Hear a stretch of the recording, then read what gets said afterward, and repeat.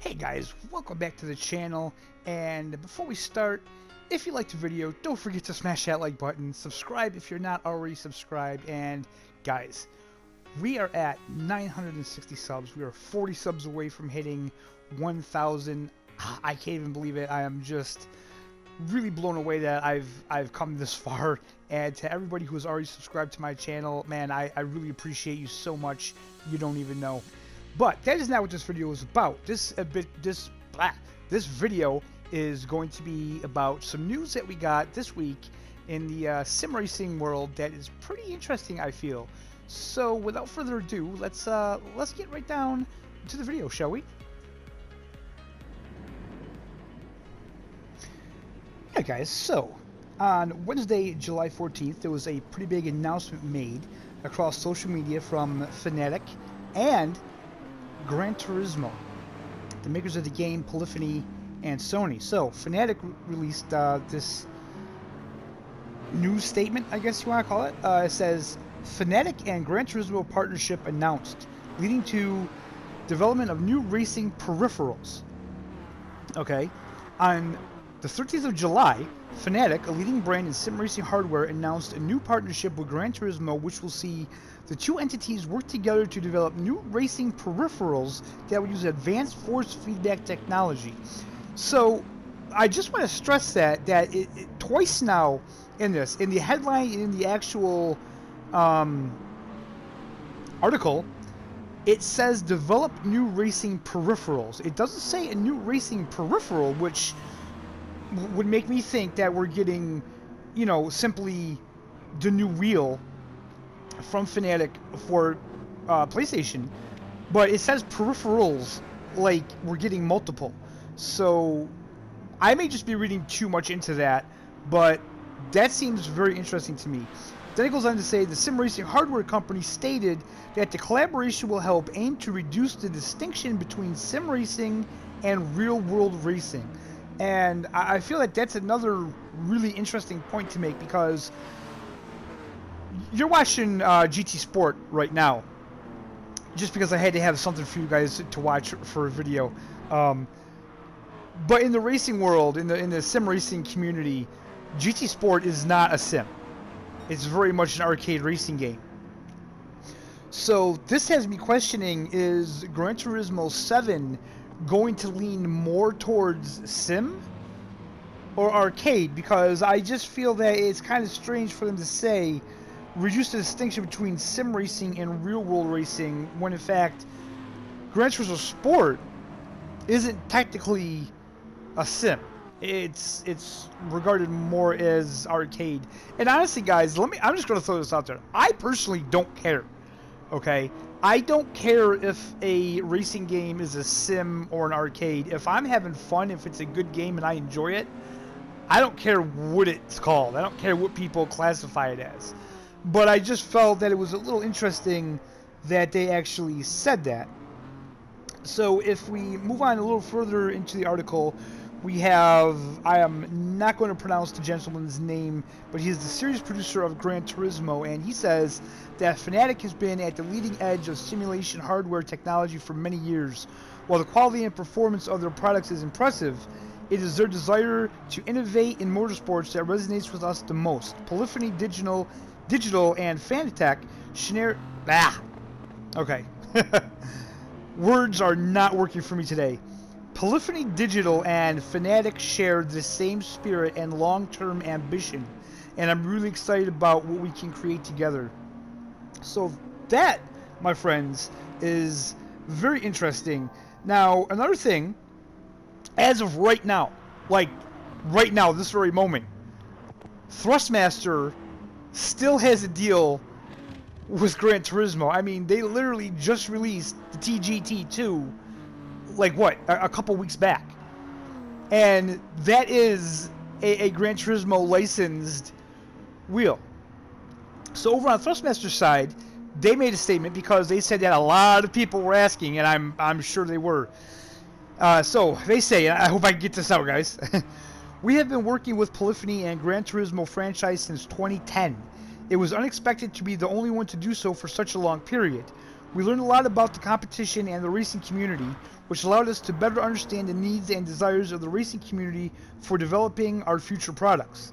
We are grateful for such an opportunity. We are still under official GT license, and we have just launched our TGT2, available now in stores.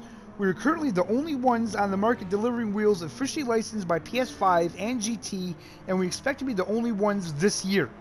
Very important, guys. They expect to be the only ones this year.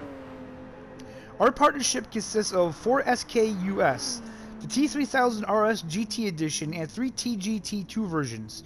TGT2, TGT2 servo base, and the TGT2 pack servo base plus wheel. And we are providing TGT hardware to all official Gran Turismo competitors for the current competition.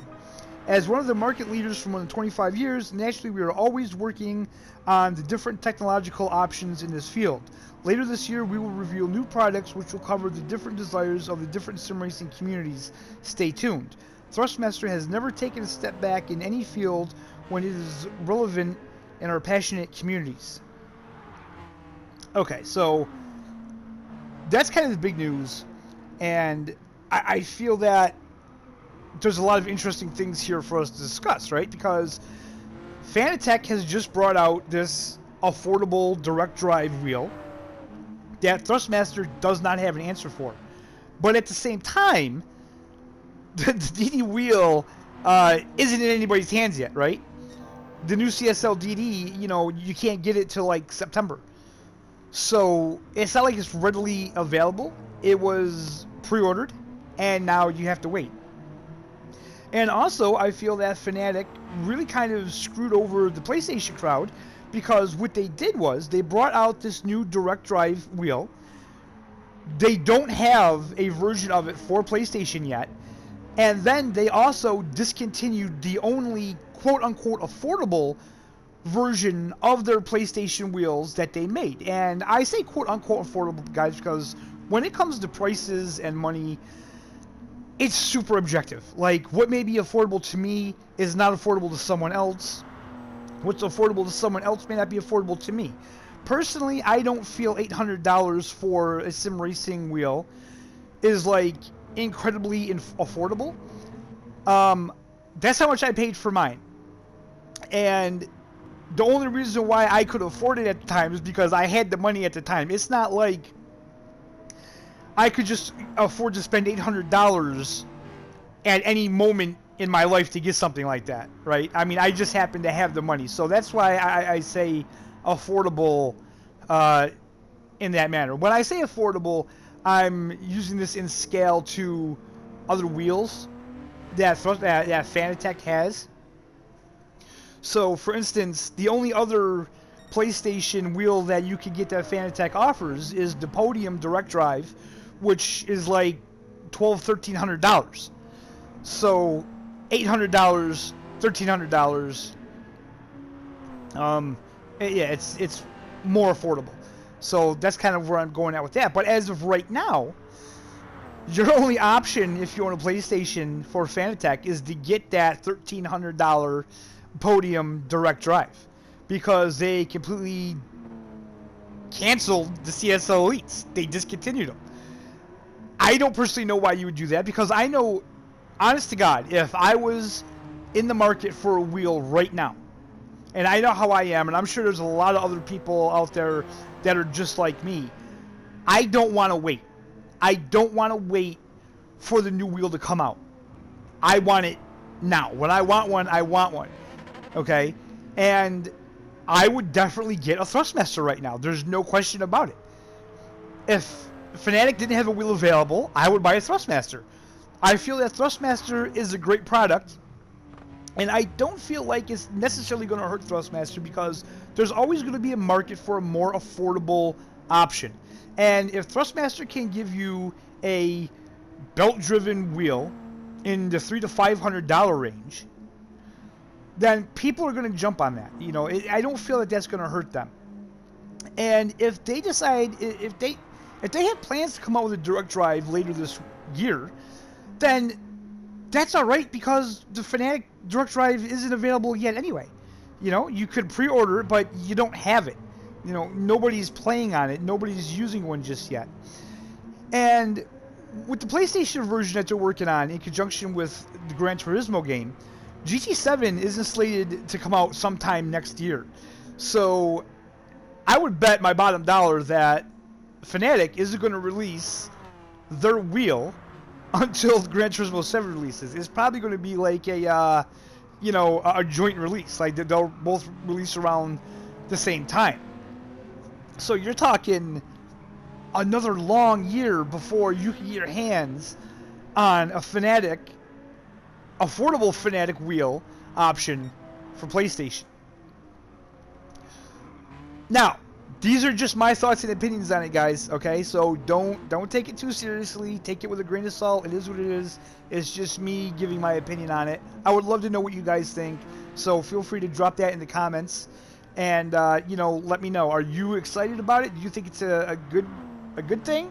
Are you happy that Fanatec's partnering with Gran Turismo? I mean, you know, like it or not, whether you're a sim race fan, diehard sim racer, or just somebody that likes racing games, Gran Turismo is a huge name in racing. I mean, Gran Turismo Sport, their esports is going to be in the Olympics. You know, I mean, to me, that's like crazy that a video game is in the Olympics. So GT Sport is huge, whether you want to admit it or not. You know, yeah, maybe it's not 100% full-on hardcore sim, but it's hugely popular. It's got an incredible following. You know, people still play this game every day and love it. So, yeah, just let me know in the comments, what do you guys think? And if you're interested in buying a wheel, if you were to buy a wheel today, or if you are interested in buying a wheel right now, will you wait a year for Fanatec to bring out their direct drive affordable wheel? Or would you just get a Thrustmaster right now? I would love to know. So anyway, guys, that's where we're going to wrap this video up. I'm sorry there hasn't been a lot of content this week. It has been super hot out again, and it's just a scorcher in my house. I don't feel like playing games. The only room in my house that has air conditioning is the bedroom, and I don't have a TV in there. So, yeah, content when it gets really hot is just going to be slow, and I do apologize about that. We will get back on track, though. I promise. I hope you're all having a fantastic day. I hope you enjoyed the video, and we will see you next time, guys.